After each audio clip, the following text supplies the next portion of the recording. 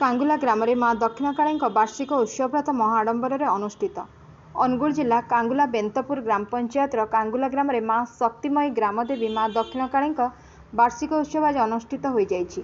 दीर्घ समय वर्ष वर्ष यह व्रत भक्त मैंने पाई आसुचंती। एही व्रतरे काष्टा बहु कष्टदायक ग्रीष्म निर्जला उपवास 13 दिन रे व्रतधारी भक्त मैंने पाई थांती।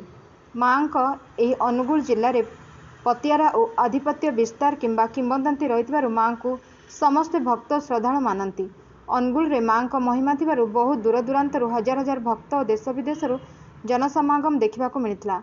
एठारे व्रतधारी भक्त माने उपवास रही माँ का आशीर्वाद भिक्षापाई शह शह भक्त अधिया पड़ता देखा मिलता। सते जेपरी खरा ताती को भय न करी अधिया पड़ी थांती।